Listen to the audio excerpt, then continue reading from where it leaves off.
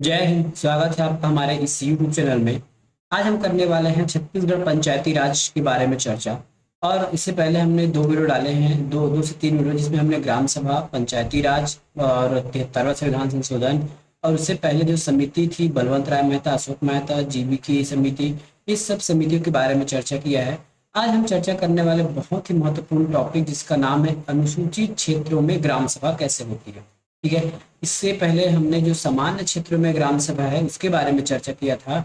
आज हम देखेंगे कि ग्राम सभा जो है, अनुसूचित क्षेत्र की जो ग्राम सभा है, सामान्य क्षेत्र की ग्राम सभा से किस प्रकार से भिन्न है और क्या क्या उसमें अंतर आते हैं। ठीक है।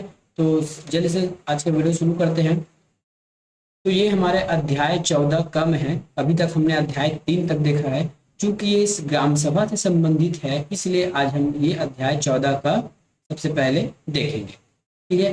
तो अध्याय 14 का क्या कहता है कि अनुसूचित क्षेत्रों में ग्राम सभा। ठीक है। तो धारा 129 का, ठीक है, धारा 129 का परिभाषा है कि ग्राम एवं ग्राम सभा एवं ग्राम को बताता है। ठीक है। इससे पहले हमने ग्राम क्या होता है, ग्राम सभा क्या होता है, हमने पहले चर्चा कर लिया है।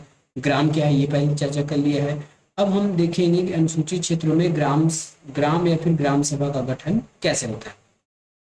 तो यहाँ भी राज्यपाल के द्वारा अधिसूचित या फिर अधिसूचना के आधार पर किसी ग्राम को, किसी बसाहट को, किसी मोहल्ला को ग्राम के रूप में परिभाषित किया जा सकता है। ठीक है। राज्यपाल की अधिसूचना द्वारा ग्राम का, ठीक है, राज्यपाल की अधिसूचना द्वारा किसी भी क्षेत्र को ग्राम के रूप में घोषित किया जा सकता है। अब ग्राम के रूप में क्या क्या बनाया जा सकता है, तो ग्राम के रूप में आपको ग्राम हो सकता है, या ग्राम बसाहट। बसाहट मतलब 10 से 20 घर की, घर जो है 10 से 20 परिवार के यदि जो घर है ना। क्योंकि हम बात कर रहे हैं, ये आदिवासी क्षेत्रों की बात कर रहे हैं, जंगलों में रहने वाले लोगों की बात कर रहे हैं, तो वहाँ लोग बहुत कम रहते हैं और दूर दूर रहते हैं। इसलिए यदि 10 परिवार हो गए, 5 परिवार हो गए, ठीक है, यदि राज्यपाल चाहे तो उन्हें भी एक ग्राम के रूप में परिभाषित कर सकती है, फिर अनुसूचित कर सकती है। किसी पारा को, मोहल्ला को, मंजरा हो गया, टोला हो गया, किसी पारा, मोहल्ला, मंजरा, टोला, इन सबको यदि राज्यपाल चाहे तो सेपरेट सेपरेट मतलब अलग अलग ग्राम के रूप में अधिसूचित कर सकती है, उनको ग्राम बना सकती है। ठीक है। प्रश्न कभी ये आपको डायरेक्ट पूछा जाएगा कि कहीं भी हो, चाहे सामान्य क्षेत्र में हो या फिर अधिसूचित क्षेत्र में, अनुसूचित क्षेत्र में हो, ग्राम बनाने की या फिर ग्राम बसाने की या फिर ग्राम की अधिसूचना निकालने का अधिकार किनके पास है, तो वो राज्यपाल के पास है। ठीक है, याद रखिएगा, ये आपको पावर किनके पास है, राज्यपाल के पास है। ठीक है। तो अब जो राज्यपाल है, जैसे अभी हमने पिछले वीडियो में देखा था कि एक सामान्य क्षेत्र में जो गांव रहता है उसमें 30-40 परिवार, ज्यादा से कभी कभी तो 100 परिवार भी रहते हैं, तो उन्हें एक ग्राम बनाया जाता है। लेकिन हम बात कर रहे हैं कि अनुसूचित क्षेत्रों में, जंगली क्षेत्रों में, जहां लोगों की बसावट कम होती है और लोग एक जगह कम होते हैं, है ना, 4 परिवार 5 परिवार मिला के एक मोहल्ला बन जाता है। उस मोहल्ले को, उस मंजरे को, उस टोली को, उस बसाहट को यदि राज्यपाल चाहे तो ग्राम के रूप में परिभाषित कर सकती है ना। आवास या आवासों के समूह को ग्राम के रूप में घोषित कर सकती है। ठीक है। तो राज्यपाल के पास ये पावर है। और ऐसा अभी हमने सामान्य क्षेत्र में मोहल्ला, मजरा, टोला ये सब नहीं देखा था। एक कंप्लीट भौगोलिक क्षेत्र जिसमें बहुत लोग रहते हैं, 50-60 परिवार, 100 परिवार, उनको ग्राम के रूप में घोषित किया जाता था। लेकिन अनुसूचित क्षेत्रों में ऐसा कतई नहीं है। अब देखते हैं, अब अनुसूचित क्षेत्रों में ग्राम सभा का जो सम्मेलन है उसके लिए गणपूर्ति क्या होगी। हमने सबसे पहले, आप सामान्य क्षेत्र का याद कीजिए। सामान्य क्षेत्र में हमने क्या देखा था, कुल का 1/10। ठीक है। और इस 1/10 का 1/3 महिला होना अनिवार्य है। ठीक है। यदि मान लेते हैं हमारे पास 1000 जनसंख्या है गांव की, गांव में यदि 1000 संख्या है तो इसका 10% कितना हो जाएगा, इसका 10% हो जाएगा 100। मतलब 100 लोगों की मुझे आवश्यकता है समान क्षेत्र में। याद रखना, मैं इसको समान क्षेत्र में बता रहा हूँ। अब इसी 100 में 1/3 मुझे महिला चाहिए। 1/3 का मतलब है 33। ठीक है। तो मुझे 33 महिला चाहिए। इसी 100 में से मुझे 33 महिला चाहिए।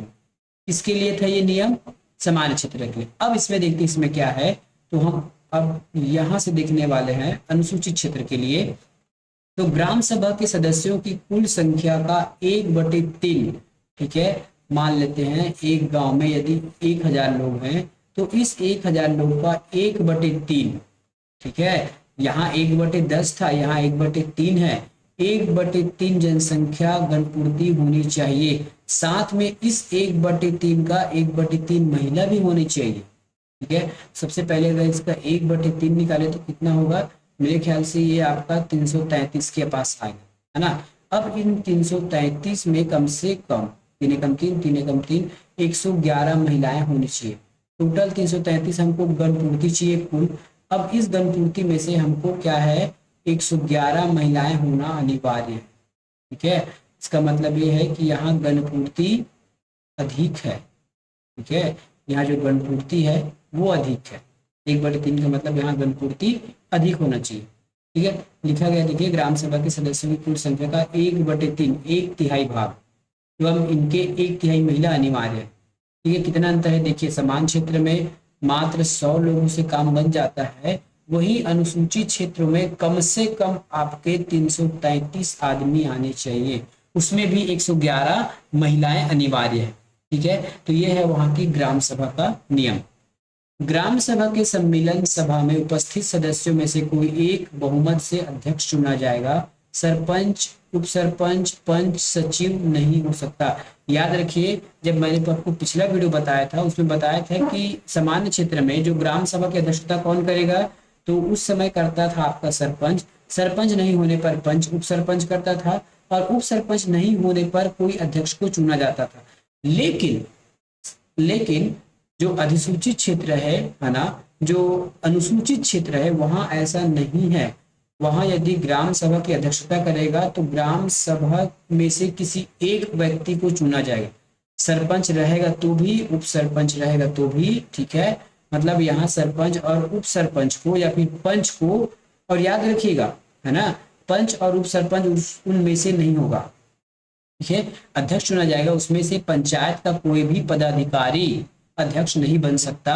हमेशा हर बार जब भी ग्राम सभा का सम्मेलन होगा, किसी एक व्यक्ति को चुन लिया जाएगा, और उस चुने हुए व्यक्ति में आपका सरपंच शामिल नहीं होगा, उप सरपंच शामिल नहीं होगा, पंच शामिल नहीं होगा, और सचिव शामिल नहीं होगा, ठीक है। याद रखिएगा, ये अंतर है। वहां पे हमने वहां क्या देखा था कि सरपंच के नहीं होने पर उप सरपंच अध्यक्षता कर सकता था, उप सरपंच नहीं हो रहता उप सरपंच, तब की स्थिति में नया चुनता। लेकिन यहाँ ऐसा नहीं है, यहाँ हर हाल में आपको एक नया अध्यक्ष चुनना है हर बार। कुछ बातें नोट में है, देख लीजिए।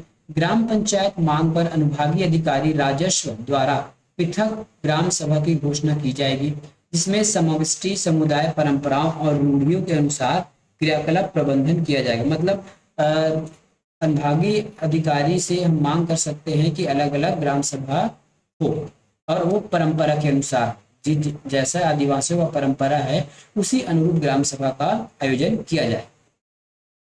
अगला है 129 ग धारा, ग्राम सभा की शक्ति और कृत्य। तो धारा 7 में हमने जो पढ़ा था ना, पिछला जो धारा 7 में हमने पढ़ा था वही यहाँ भी लागू होगा। उसके अतिरिक्त और कुछ है, देखिए उसके अतिरिक्त क्या है, व्यक्तियों की परंपरा, रूढ़ियों की संस्कृति का पहचान, सामुदायिक समस्या को रूढ़िगत तरीके से हल करना। सामुदायिक समस्या का जो समाधान है रूढ़िगत तरीके से, यहाँ पे लिख लीजिए, हल करना, ठीक है। ये किसका काम है, ग्राम सभा का काम है। प्राकृतिक स्रोतों का देखभाल करना है, बाजार मेलों का ग्राम पंचायतों के माध्यम से प्रबंधन करना, स्थानीय योजना को जनजातीय उप योजना में सम्मिलित करना, ठीक है। क्या कहा गया है, स्थानीय योजनाओं को जनजातीय उप योजना में सम्मिलित करना, ये इसका कार्य है, ठीक है। अब 129 घ पंचायत के कृत्य क्या है, अब ये देखिए। पंचायत के कृत्य जो है, वो जो हमने जो पंचायत के कृत्य समझा है सामान्य वाला, या फिर ये पंचायत कृत्य हम जब पंचायत पढ़ेंगे ना, ग्राम पंचायत, तब हम इसमें आपको बताएंगे। अब देखिए, अब हम आगे पढ़ेंगे आरक्षण के मामले में।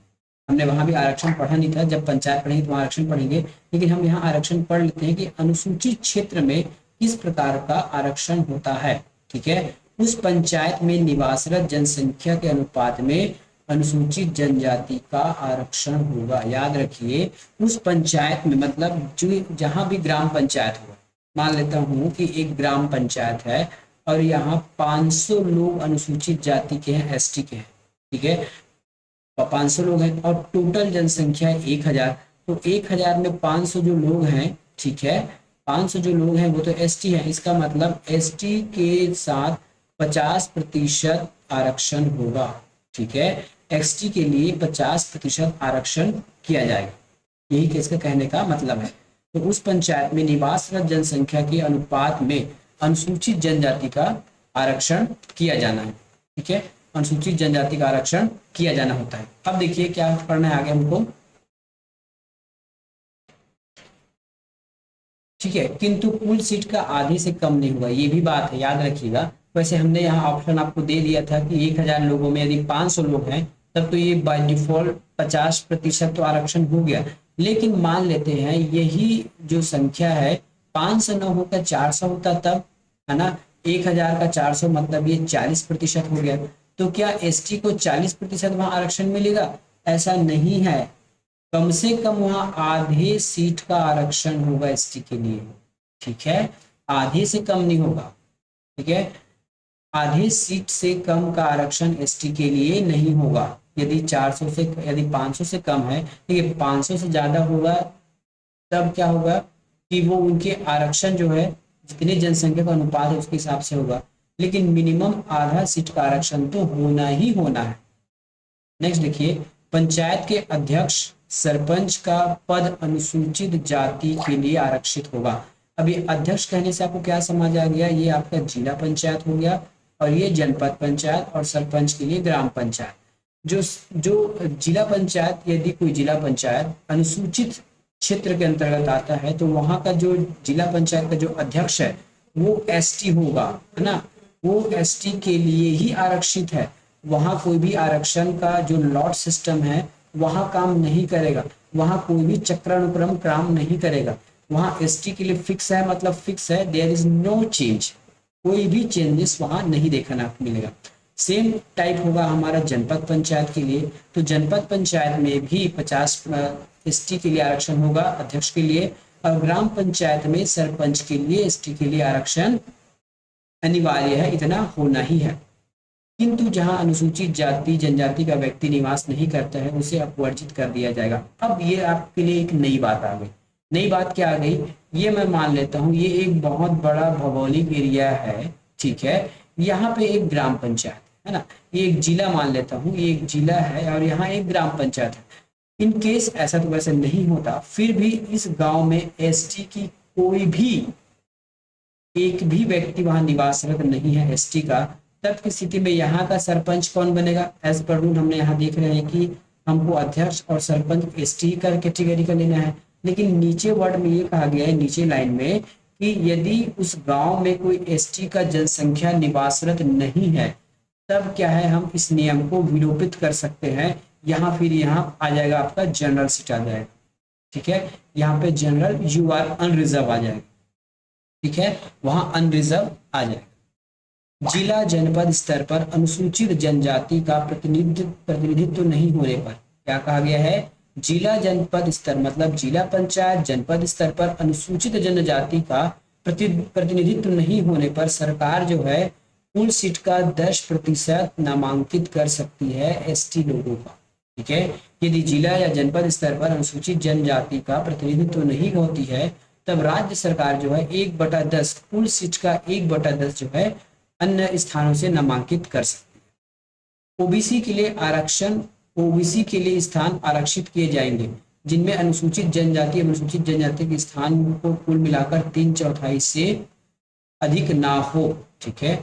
यहाँ ओबीसी के लिए कुछ आरक्षण की बातें कही गई है, तो ओबीसी को उतना ही आरक्षण देना है जितना टोटल मिला के 3/4 से अधिक ना, मतलब 75% से आरक्षण अधिक नहीं होना चाहिए, तब की स्थिति में ओबीसी को आरक्षित किया जाएगा। अब देखते हैं कि छत्तीसगढ़ अनुसूचित क्षेत्र में ग्राम सभा क्या होती है। ये हमने जो ग्राम सभा पढ़ा था इसीलिए एक नियम भी बना है, और ये नियम आया है 1998 में, है ना। छत्तीसगढ़ अनुसूचित क्षेत्र की ग्राम सभा के लिए क्या नियम बनाया गया है, तो ग्राम सभा का गठन, सम्मेलन की क्या प्रक्रिया होगी और कैसे ग्राम सभा का संचालन किया जाएगा, इसके लिए एक प्रॉपर रूल बना है जिसका नाम है क्या नाम है, छत्तीसगढ़ अनुसूचित क्षेत्र में ग्राम सभा गठन, सम्मेलन की प्रक्रिया तथा कार्य का संचालन।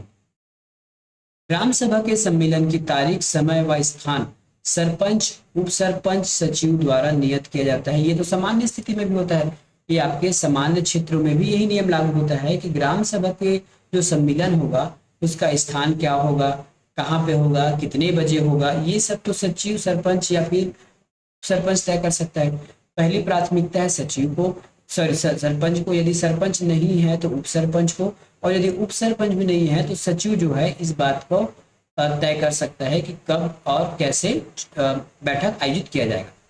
लेकिन सचिव ग्राम सभा के मांग पर, है ना, ग्राम सभा के मांग पर, कलेक्टर के आदेश पर, जिला जनपद के आदेश पर सचिव जो है कभी भी बैठक बुला सकता है, जिसकी सूचना सरपंच को दे दी जाएगी।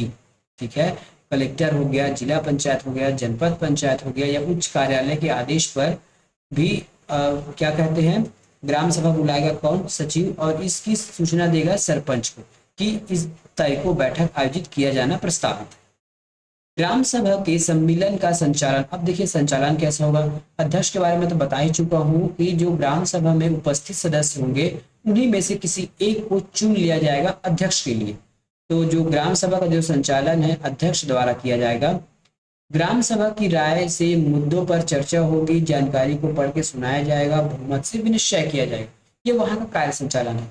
वहां एक अध्यक्ष होगा, जैसे मान लेते हैं ये एक अध्यक्ष है, बाकी ये लोग वहां पे ग्राम सभा के मेंबर है ना। तो इसकी अध्यक्षता में, मतलब अध्यक्ष जैसे नियम बनाए, जैसे किसी को पढ़ने के लिए कहा जाए, किसी को बोलने का मौका दे, इस प्रकार से इसकी अध्यक्षता में यहाँ बैठक होगी, वहाँ मुद्दों पर चर्चा होगी। चर्चा होने के बाद उस जानकारी को पढ़ा जाएगा, उसके बाद उसमें बहुमत होगा, मतलब उसमें वोटिंग की जाएगी, उसमें उपस्थिति रजिस्टर होगा, कितने जितने लोग आएंगे सब उसमें उपस्थिति रजिस्टर में अपना साइन करेंगे। कार्यवित अभिलेख, बैठक का कार्यवाही विवरण सचिव द्वारा देवनागरी लिपि हिंदी भाषा में लिखा जाता है। ठीक है, तो ये था हमारा अध्याय 14 का अनुसूचित क्षेत्रों में ग्राम सभा। यहाँ आपको जानने के लिए सबसे ज्यादा अंतर आपको यहाँ मिलेगा, कहाँ मिलेगा, ये गणपूर्ति में। ठीक है, ये आप जान लीजिए, ये आपका जानने लायक है। और ये जो अध्यक्ष है, ठीक है, ये आपको याद रखने लायक है। और इसमें याद रखने लायक बात एक और है, वो क्या है, देखिए कि सरपंच, पंच और अध्यक्ष, सॉरी सरपंच और अध्यक्ष का जो पद है वो अनुसूचित जाति के लिए फिक्स होता है। बस इतना इसमें जानने की आवश्यकता है। बाकी इसमें कहाँ से क्वेश्चन पूछने की संभावना बहुत कम या फिर ना के बराबर है। तो आज की वीडियो में इतना ही, मिलेंगे नेक्स्ट वीडियो में, तब तक के लिए धन्यवाद। वीडियो पसंद आया तो जरूर चैनल को सब्सक्राइब कीजिए और वीडियो को लाइक कीजिएगा।